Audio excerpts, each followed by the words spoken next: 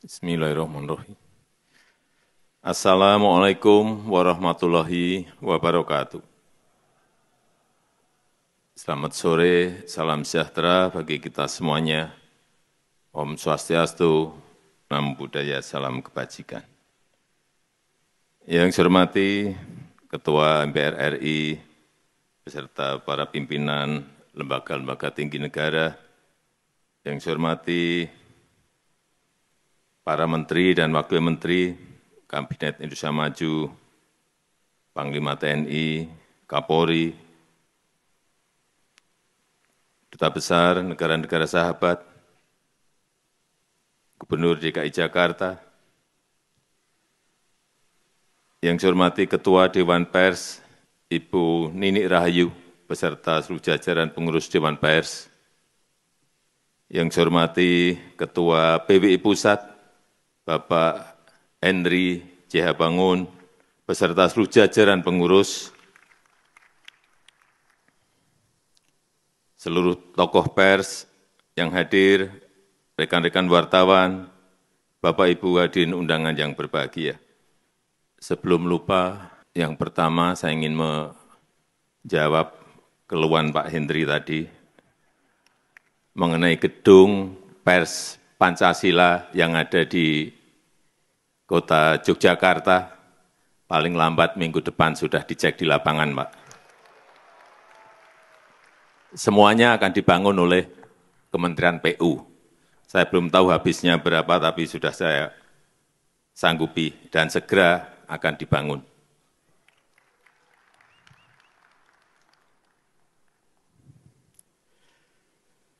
Pertama-tama, atas nama rakyat, atas nama pemerintah, saya menyampaikan selamat Hari Pers Nasional 2024 dan saya juga mengucapkan terima kasih kepada seluruh insan pers yang secara konsisten menemani masyarakat dalam kehidupan berdemokrasi.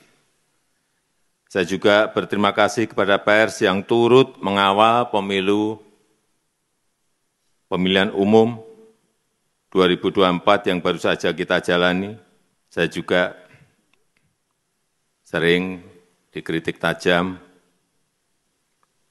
ada gambar wajah saya yang unik-unik, yang aneh-aneh di sampul media, di sampul majalah, di media sosial, dan ramai sekali, aneh-aneh, tapi tidak apa-apa, tidak ada masalah buat saya. Tapi cucu saya ada yang komplain. Mbah, manggil saya kan Mbah, Mbah, wajah Mbah kok jadi digambar jelek banget. Ya, itulah. Ini bagian dari penghormatan saya atas kebebasan pers, kebebasan berekspresi, dan kebebasan berpendapat. Bapak Ibu insan pers sekalian, pemerintah menyadari berbagai tantangan yang dihadapi oleh insan pers di era digital. Oleh karena itu, pers terus berupaya oleh sebab itu, pemerintah terus berupaya untuk mendukung ekosistem pers yang adaptif dengan tetap menghormati kebebasan pers.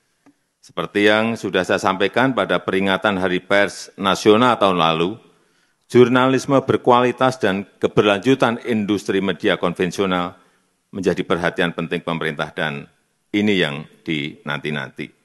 Setelah sekian lama, setelah melalui perdebatan panjang, akhirnya kemarin saya menandatangani peraturan Presiden tentang tanggung jawab platform digital untuk mendukung jurnalisme berkualitas atau yang kita kenal sebagai Perpres Publisher Rights.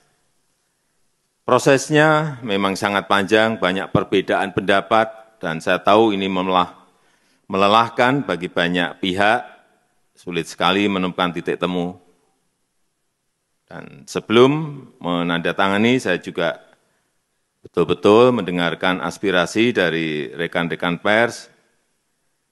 Aspirasinya tidak benar-benar bulat, ada perbedaan aspirasi antara media konvensional dengan platform digital.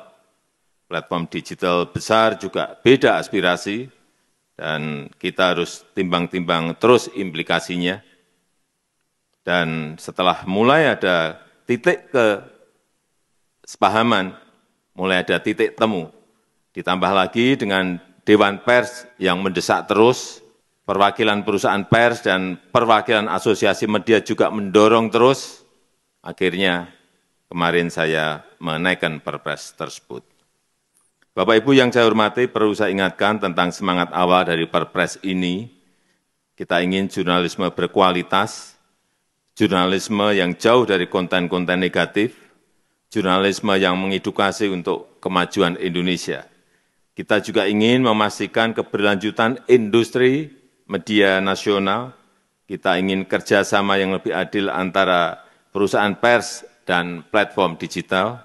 Kita ingin memberikan kerangka umum yang jelas bagi kerjasama perusahaan pers dan platform digital. Perpres ini sama sekali tidak dimaksudkan untuk mengurangi kebebasan pers. Saya tegaskan bahwa publisher rights lahir dari keinginan dan inisiatif insan pers. Pemerintah tidak sedang mengatur konten pers. Pemerintah mengatur hubungan bisnis antara perusahaan pers dan platform digital dengan semangat untuk meningkatkan jurnalisme yang berkualitas. Kemudian perlu saya ingatkan juga tentang implementasi Perpres ini. Kita masih harus mengantisipasi risiko-risiko yang mungkin terjadi, terutama selama masa transisi implementasi Perpres ini. Baik itu perihal respon dari platform digital dan respon dari masyarakat pengguna layanan. Terhadap perusahaan pers yang saya tahu sedang menghadapi masa-masa sulit di era platform digital ini, pemerintah juga tidak tinggal diam, pemerintah akan terus mencari solusi dan juga kebijakan afirmatif untuk perusahaan pers di dalam negeri. Saya juga meminta Menkominfo agar memprioritaskan belanja iklan pemerintah untuk perusahaan pers. Ini berkali-kali saya sampaikan, minimal untuk bantalan jangka pendek. Memang ini tidak menyelesaikan masalah secara keseluruhan. Perusahaan pers dan kita semua tetap harus memikirkan bagaimana menghadapi transformasi digital ini. Dan kepada rekan-rekan kreator konten yang kabarnya khawatir terhadap Perpres ini, saya sampaikan bahwa Perpres ini tidak berlaku untuk kreator konten. Silahkan dilanjutkan kerjasama yang selama ini sudah berjalan dengan platform digital. Silahkan lanjut terus, karena memang tidak ada masalah. Bapak Ibu insan pers yang saya banggakan, terakhir saya ingin menitip dua pesan. Pertama, pers harus tetap menjadi salah satu pilar penjaga demokrasi. Pers harus menjadi rumah bersama untuk menjernihkan informasi.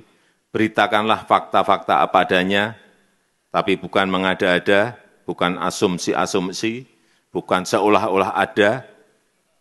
Yang kedua, saya sangat berharap perusahaan pers dapat memikirkan langkah-langkah konkret dan strategis, terus melakukan inovasi agar adaptif dalam merespon perubahan zaman, mampu berdiri tegak secara mandiri di tengah gempuran persaingan global. Saya rasa itu yang ingin saya sampaikan dalam kesempatan yang baik ini. Terima kasih. Wassalamualaikum warahmatullahi wabarakatuh.